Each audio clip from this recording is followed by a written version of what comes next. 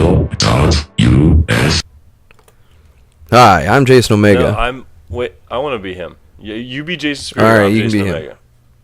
All right, I'll be okay. Hi, I'm Jason And Spear. I'm Jason Omega. I guess. And this is. Wait, that's your part Oh, two. and this is World at War. This is Superior 101. He's not going to use the left trigger at all. He's not going to aim. This is him showing you once again that in all the Call of Duty games you don't have to aim. Aiming is completely unnecessary, but there's a huge but in World at War. Just actually, What's the little backstory here. This was the very first Call of Duty game that I ended up playing. I was new to Xbox and whatnot, and I just randomly picked it up out of the bin and decided to pick it up. And I really, really liked this game a lot when it was newer. Yeah. So anyway, getting back to what we're talking about here. So I come back to this game and you don't have to aim, and this has probably been the hardest Call of Duty game to non-aim. Why is that? It just doesn't work the same way? No, I've tried a bunch of different guns and stuff. It's just, I don't know what it is. They seem to shoot straighter, but it's the distance thing. The range is probably the hardest part out of all of it, because you have a lot less range in this Call of Duty. Maybe because you're using archaic fucking weapons. That's possible. I probably could have non-aimed a spear more easily than shooting these guns. Like that. Not going to address You see that? spear comment. Yeah, you didn't kill that guy in any other Call of Duty game. Oh, I would have killed 3 of those guys. There he is up there again. Look at it. Nothing. Little hit marker. Second hit marker. So it takes a lot more shooting to get this to work in World at War. I see that. So would you say that that the no aim technique is not actually recommended for this game? It's less recommended for this game than the other ones, I guess. Okay.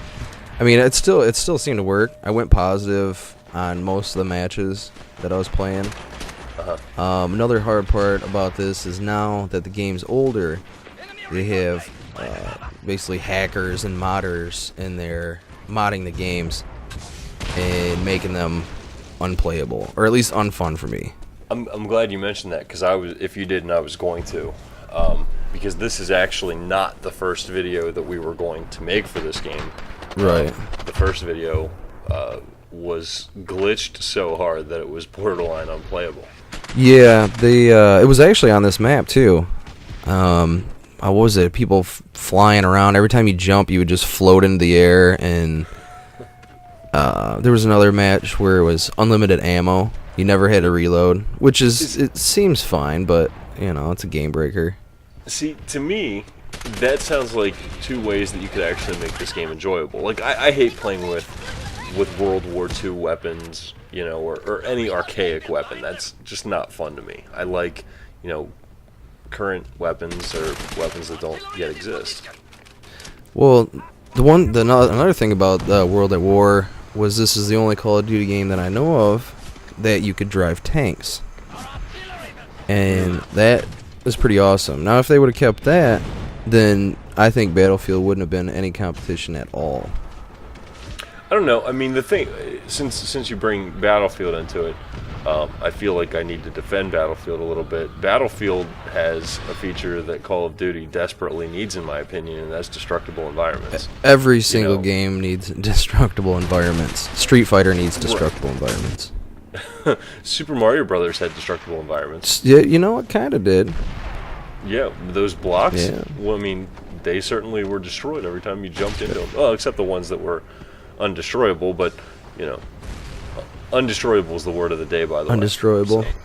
That's kind of like me. I was undestroyable. That's an enemy tank right there. See it? And you just ran near it. I just ran near it because I'm so slick. I just like that.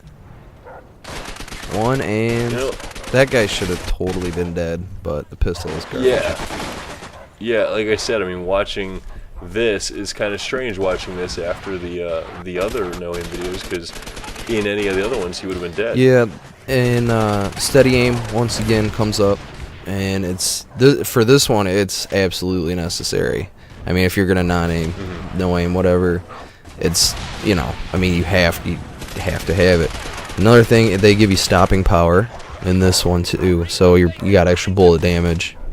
It's also pretty necessary too, because less bullets you need, the better off you are. Right. I will say this is the 4th out of the 5 no aim, for lack of a better term, I'll call them tutorials, that you've done. And we got feedback actually on the Facebook page the other day about how people are trying this no aim technique and their KDRs are going up. How do you feel about that? I think that it kind of just goes to show you that, I mean, it's legit. I mean, I don't know, this whole system of not aiming works because you're shaving off these little seconds that you need to kill the other guy. Going up against somebody with an assault rifle or a sniper rifle, and they got to pull up their gun to aim. You just threw 3 more bullets in them. Right. I mean, you're more than likely going to be the one on top. Yeah, that's it's pretty impressive. It's just this whole technique. It makes, from everything this game teaches you, is that you got to aim, and then now here we see that you don't. So it's kind of absolutely none of it. See how tough that is right there? I mean, yeah, from a distance there, it's impossible. They have bouncing betties in this one too, and they are brutal, absolutely brutal. Because I don't know, for me, I could barely see them ever until they're shooting out of the ground and blowing me up. Another cool thing about this game is that they got rid of, for some reason, is when you got blown up, it had the potential to blow off one of your limbs, and it would show that in the kill cam. And I love that. I like a bloody stump just kind of hanging there. It's a little more realistic, I guess. I'm not really looking for realistic, but the gore aspect of it, I kind of like that.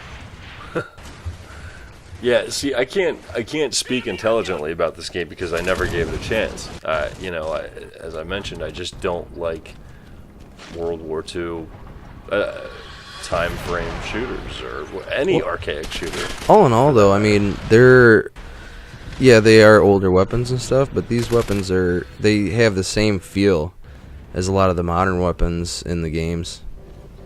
I mean, it's real similar. Yeah. I mean, you pick up one of the games, you can pick up any of the other ones and pretty much jump right into it. Right. I mean, they all have similar controls and that sort of thing. I don't know. Something about I don't know. I want a red dot on my gun if I'm going to aim, not well, that's one thing I've kind of always just been used to in playing games, was just kind of going off the iron sights.